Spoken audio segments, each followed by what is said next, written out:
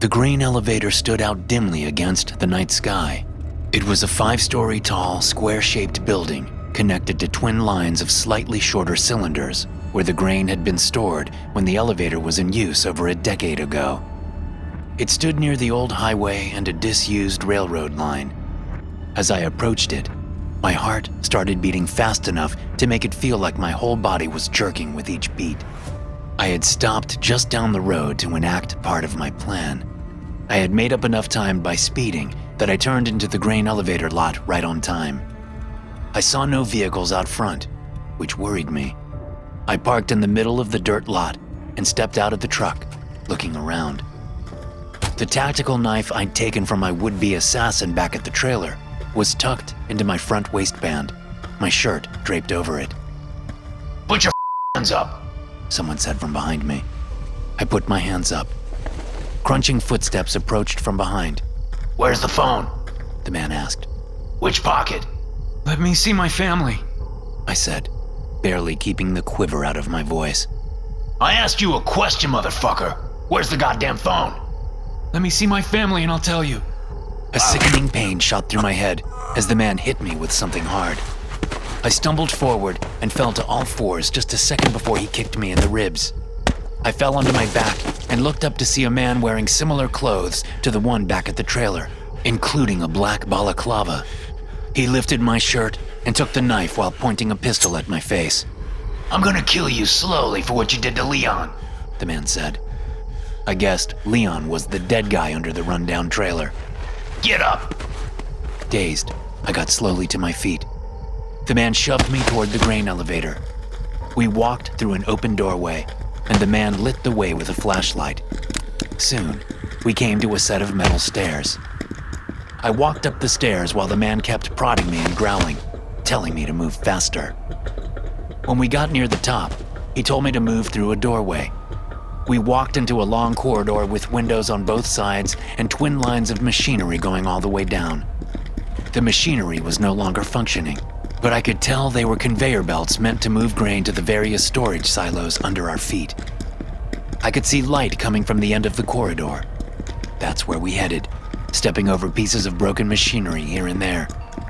I noted the holes at regular intervals in the floor along the sides of the room, holes that led down to the huge silos. Most of them were covered with lids, but some weren't. They were easily big enough to fall through if you weren't careful. When we moved around one last piece of machinery blocking the view, I saw Lily and Bethany lying bound and gagged on the conveyor belts, one on either side. They were both awake, and they looked at me with wide, fear-filled eyes. I thought about the blood on the floor in my bedroom and was relieved to see that they were both alive. Then I saw that my wife had a gash on the top of her head. I assumed that was where the blood had come from. In the middle, between my wife and daughter, stood Superintendent Jeffers. He was wearing a balaclava, but I could tell it was him. His pale eyes gave him away. Behind him, strapped to a chair, was a bloodied man in his late 20s. The man's head was hanging limply down, chin to chest, preventing me from seeing his face. But at a glance, I had no idea who he was. Jeffers smiled under his mask, his crow's feet crinkling, and his gray eyes seeming almost white in limited illumination from the 2 work lights set up behind him. "Where's the phone?" he asked. I swallowed before speaking. "Let them go and I'll tell you." Jeffers shook his head. "How long do you think you can resist having your fingernails torn out? How long do you think you'll last when I take a pair of wire cutters to your genitals? Or better yet, how long can you stand to watch me take a knife to your beautiful little daughter?" "They don't know anything. Let them go and I'll tell you where it is. You can do whatever you want to me and that will be the end of it." Jeffers looked over my shoulder at the man who escorted me up. In response, the guy behind me put a hand on my shoulder and pressed his pistol to the back of my head. Lily sobbed through her gag. Bethany had her head propped up, chin to her chest as she stared at me with terrified eyes. Jeffers turned and stepped behind the man tied to the chair. He bent down and picked something up off the floor. When he stepped back around the man, I saw that it was a pair of wire cutters. "I'm not your enemy," Jeffers said, grabbing a handful of the man's hair and yanking his head up. "I'm one of the good guys, Carter. I want the killings to end as much as anyone. I wanted to yell that he was lying, that he could have stopped the killings before they even started, but he didn't. Of course, I couldn't. Not yet.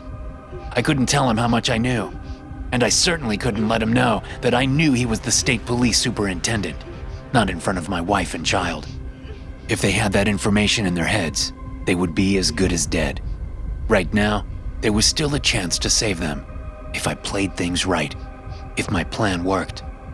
So I'm going to give you a chance, Jeffers said, bringing the wire cutters near the unconscious man's face. to do the right thing. The unconscious man had a brown beard that was stained dark with blood from his nose and mouth. He'd been beaten pretty badly.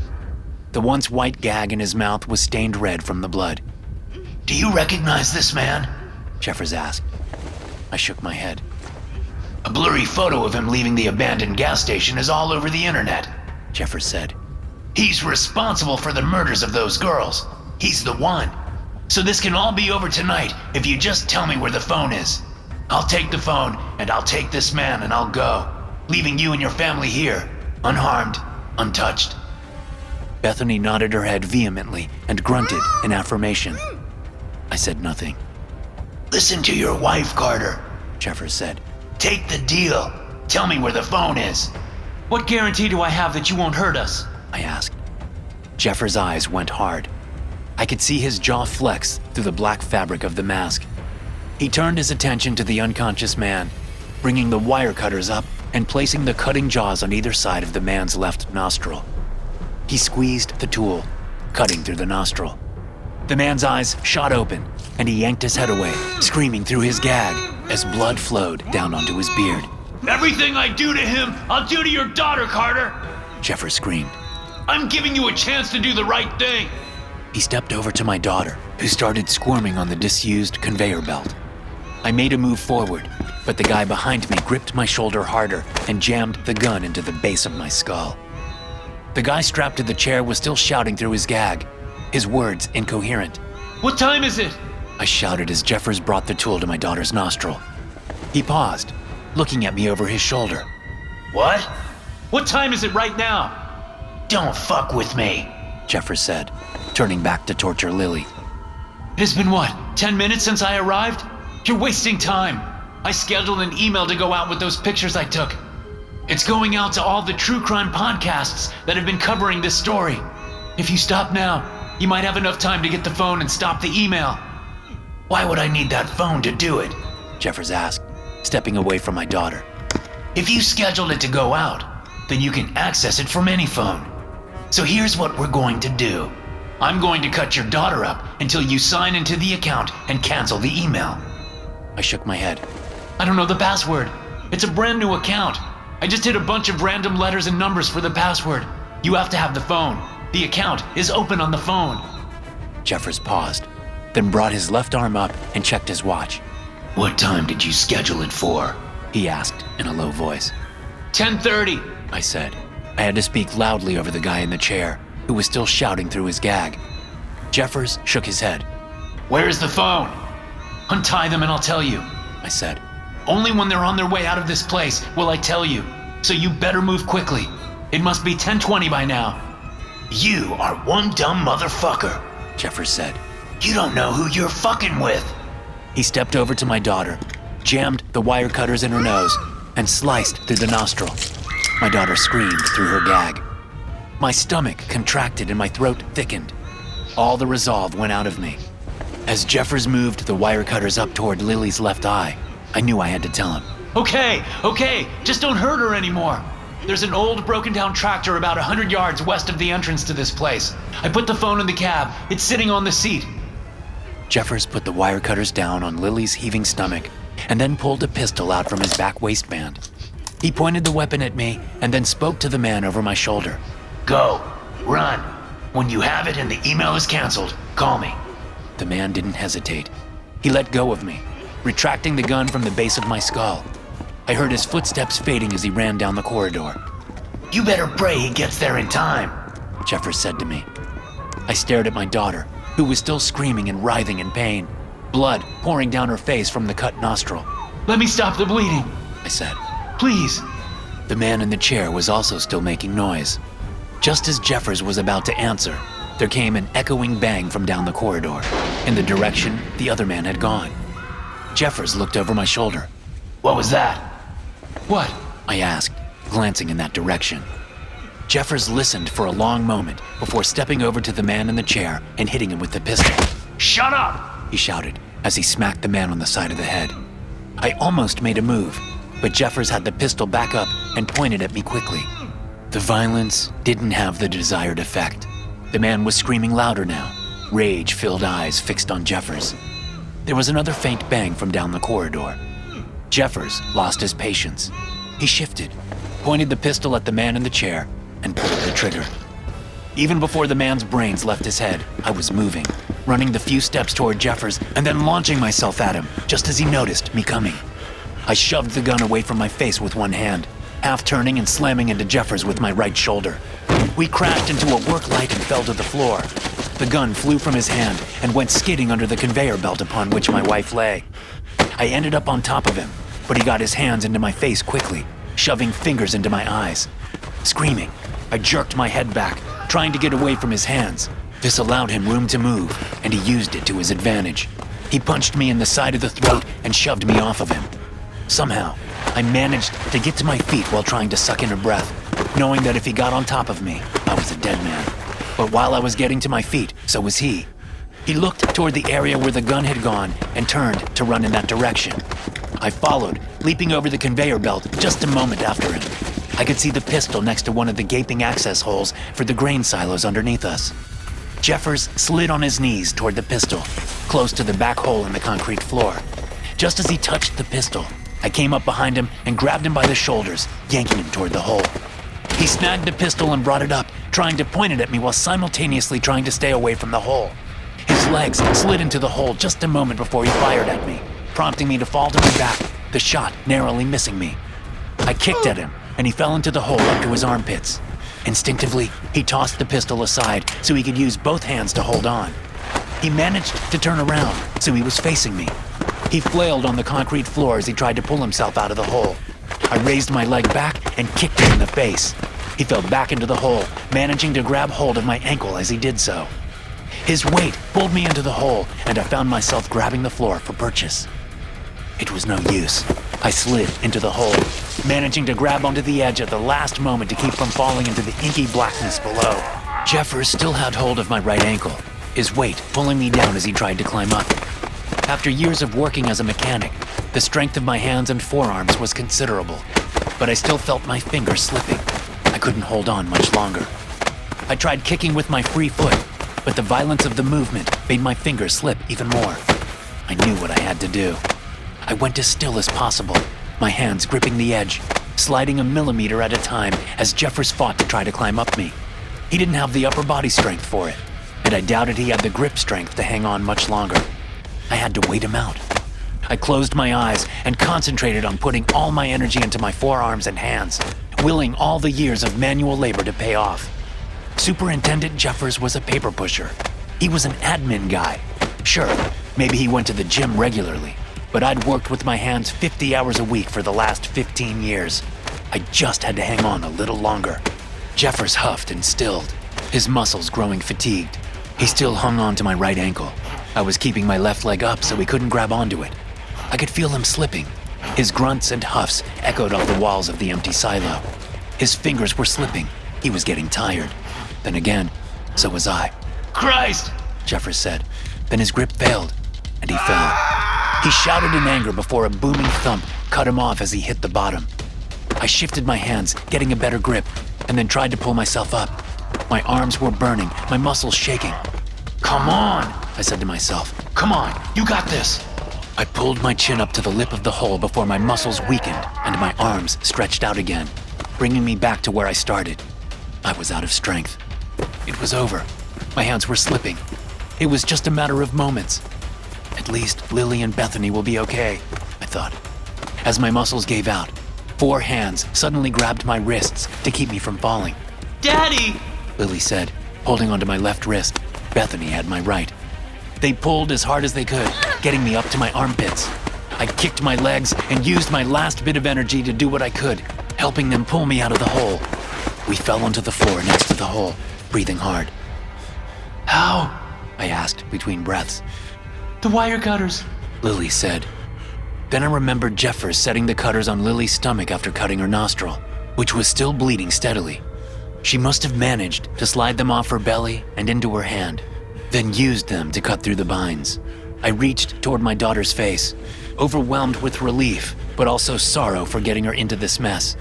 Then, as the sound of running footsteps came down the corridor toward us, I grabbed my wife and daughter, pulling them toward me. 3 men wearing dark leather jackets and black slacks stopped in front of the dead man still strapped to the chair between the 2 conveyor belts. They each held a pistol in one hand, and they looked around, their eyes landing on me and my family. There? One man with a crooked nose and a scarred face asked in a heavy Russian accent. I pointed at the nearby hole. He's dead. The man vaulted over the conveyor belt and then took a small flashlight out of an inside jacket pocket. He crouched over the hole and clicked the flashlight on, shining it down. He has a mask on, the man said. It's him, I said. I'm sure there's a way to get into the thing from down there. You can see for yourself. The man looked at me for a moment and then nodded. Okay, I believe you. I got shakily to my feet and helped my wife and daughter up. Let's go, I said. As we walked down the corridor, I glanced at the other 2 men. They were busy freeing their dead friend from the chair. They were apparently going to move him somewhere. I kept thinking that they would stop us or shoot us in the back, but they didn't. I ripped a sleeve off my shirt and gave it to Lily to stop the bleeding from her nostril. When we got to the stairs, my wife finally asked what the hell was going on. As we moved down the stairs, I told her. As much as I wanted to, I couldn't start with the fact that I'd killed an innocent man. Instead, I started by saying that I had wanted to solve the murders myself. Without giving Bethany a moment to say how ridiculous that was, I told her about how I'd gone to the gas station and about what I'd found in the office. I told her how I hid in the bathroom and listened to the conversation between the cop and the man I only later realized was Jeffers. Then I explained how I used Google Translate to find out that the writing was Cyrillic and what it said. All the messages on the walls were addressed to Jeffers, although they never mentioned him by name, I said as we moved slowly down the stairs. They said things like, "You know who you are and what you did. We will put the light on you. We will keep killing until you return what is ours." Bethany shook her head. Oh my God. That was Jeffers back there? I nodded. I knew I recognized his voice, Bethany said. I went to the second crime scene, and the writing on the wall there was even more explicit, I said. It mentioned money, and it talked about how the FBI would eventually get involved. From what I gathered, Jeffers was in bed with some nasty Russian gangsters, using his power to provide protection and transport drugs. And apparently, he ripped them off. Since the Russians couldn't get to him, they decided to make him look bad and send him a message. And they picked our town to do it in. If he didn't want the feds to get involved, he would have to give them their money back, and then the killings would stop. How did you let them know where Jeffers was? Bethany asked. You remember Lev from my work? Yes. He's a gang member? I shook my head. No, but not long ago, I saw some rough-looking guys show up at work when Lev and I were on break. It was a long shot, but I called Lev on my way over here and asked him if he could get those guys a message. He said he could. Apparently, Lev was critical of the government back in Russia, I told Bethany. He said some things in public that the powers that be didn't like. There was a price on his head, so he did the only thing he could to keep from getting disappeared. He turned to a Russian gang for a new identity and transportation to America. That's how he got here. And apparently, he's still paying them off, even though he's already paid the agreed upon amount. They keep coming back for more money, threatening to expose him and have him sent back to Russia. We slowed as we came to a dead body on the stairs. It was the guy who Jeffers had sent to get the phone. He'd been shot twice. This explained the 2 bangs from earlier. We moved past him and continued down the stairs. So they're going to get away with the murders? Lily asked as we got down to the ground floor. As we moved out into the night, the sound of revving engines came to us. Dark SUVs with flashing lights rushed into the parking lot and came to a stop. Men wearing vests and jackets with FBI printed on the backs jumped out of the vehicles and pointed guns at us. No, I said, raising my hands. I made another call on my way over. It was a freezing morning in February when I set out for work in my Toyota Tacoma. There was a foot of snow on the ground, which had fallen overnight. The forecast said to look out for ice on the roads, so I took it slow. The plows had been out, clearing snow and leaving salt in their wakes. But the roads were still icy. By the time I'd made it a half-mile from home, I realized it probably wasn't worth the risk. I pulled over in a church parking lot and called my boss, Marcus. Told him I didn't want to risk an accident. I got here just fine. Marcus said. You can too. Get your ass to work. He hung up without waiting for a reply. Grumbling, I got back on the road, heading to work. There weren't many people on the roads. The schools were closed for the day after all. And, apparently, most bosses weren't like mine. Many people seemed to have the day off. I rounded a gentle curve, keeping it slow because I knew I was coming to a downslope toward a bridge over a small creek. As soon as I came around the bend, I saw the sedan with its back driver's side corner pressed up against the bridge railing. It looked as if the car had spun out on the ice and came to a stop at an angle against the railing. It was too late for me to stop. I'd already started down the slope toward the bridge. I just kept going straight, dropping my speed. I thought about stopping to help, but I knew my Tacoma was too light to bring the sedan off the ice. And I wasn't sure I could stop in a controlled manner. My best bet was just to keep on going past the bridge and stop somewhere up ahead, out of the way. Then I could walk down and see if everything was okay. But it didn't work out like that. As I came to the bridge, I hit a patch of ice.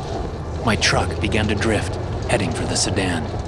I took my foot off the gas pedal, stopping myself from hitting the brakes, knowing it could make the slide worse. I turned into the slide, trying to regain control of the truck. It didn't work. I was still heading for the sedan. And given the downslope, my truck wasn't slowing down fast enough. I tapped the brake pedal gently, trying to slow the truck. Suddenly, the driver's side of the door sedan opened. A woman in her mid-30s jumped out, glancing at me over the top of her car. No! I screamed, even though my windows were closed. Stay in the car! Of course, she didn't hear me. She slammed her door and moved to the back, yanking the rear door open and bending into the vehicle. She came out with a little girl, no older than 5. In a panic, I tried everything I could to steer away from the sedan, but I was no longer in control. The woman tried to run out of the way, holding the girl to her chest, but she slipped on the ice and disappeared behind the other side of the car just a moment before my truck slammed into the sedan. The sedan slammed sideways into the bridge railing. I jumped out of my truck and ran around to look between the sedan and the bridge railing. I had to get down on my knees to see the woman and the little girl. And when I did, I screamed. Murderer! Murderer! The woman screamed as I left the courthouse. She tried to lunge for me, but her husband held her back. Her name was Samantha Patterson, and she'd survived being crushed against the bridge railing. Her daughter, Ariel, hadn't. It hadn't been much more than a minor crash, with mostly cosmetic damage to both cars.